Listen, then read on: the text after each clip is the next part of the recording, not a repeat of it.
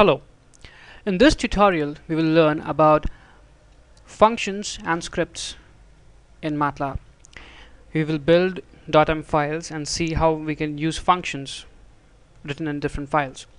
So first of all, let's try out some basic commands like, for example, a equals to 3. So we have a function, we have a variable a whose value is 3. Suppose I want to have a incremented 10 times. So we'll use a for loop for this. For I equals to 1 to 10, a equals to a plus 1, and so the current value of a is 13. Alright, so this is when we write the commands in the command window, but we might want to write all these commands in a separate file.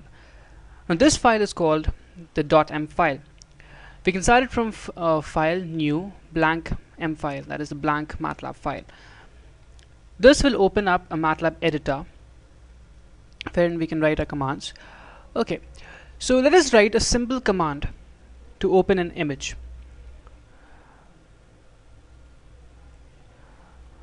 I equals to imread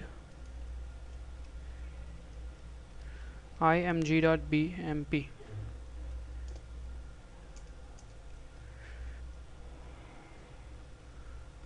Okay, and I equals to I am show I.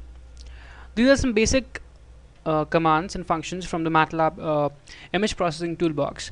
I equals to imread would read an image, a bitmap image in this case, and imshow I would show us the image. So let us save this file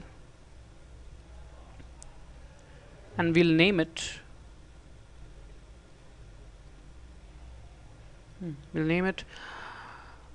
show image.m.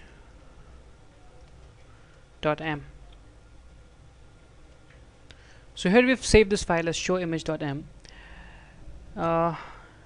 We can see that here is the new entry for our new MATLAB file. Now there is also an image in the folder img.bmp. When I run this script show image, it will open up this image. It will first read the image and then open up. So let us try this out.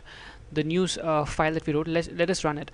While running a MATLAB file, we write only the first name without the extension. So in our case, we will write show image. Here you go.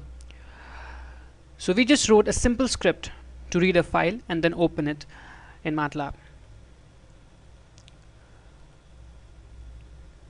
Now we can have some huge scripts written. We can have hundreds of commands and loops and everything inside a single file. Let me show you a simple example. secant.m.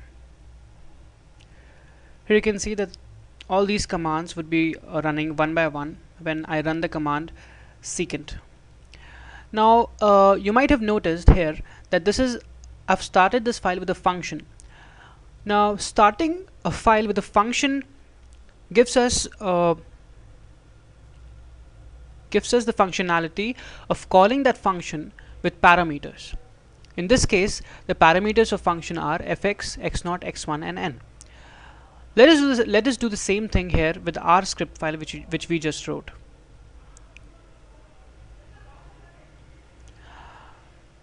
What if we want to give the input from inside the command window? So let me make this file, convert this file into a function.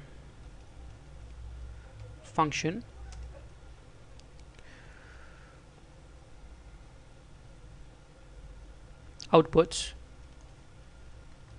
show image, and the parameters are I.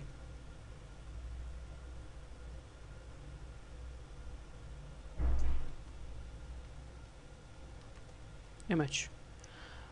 In our case, image would become img.bmp when I run it. So image.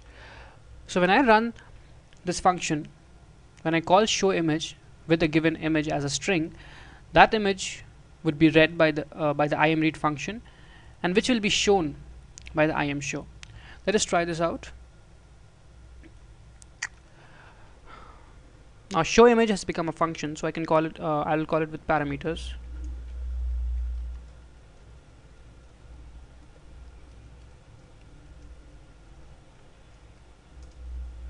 Here it is. So you would have noticed the difference. Now in this case, if I had another image, say img1.bmp, I can simply call it from my command window without changing the Matlab file which I have made. So suppose I have another image. Let us get another image. Okay.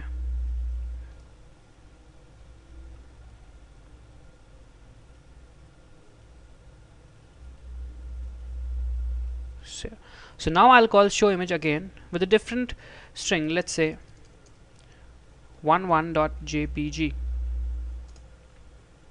Here's this image, the new image. So functions allow us to call themselves with different parameters.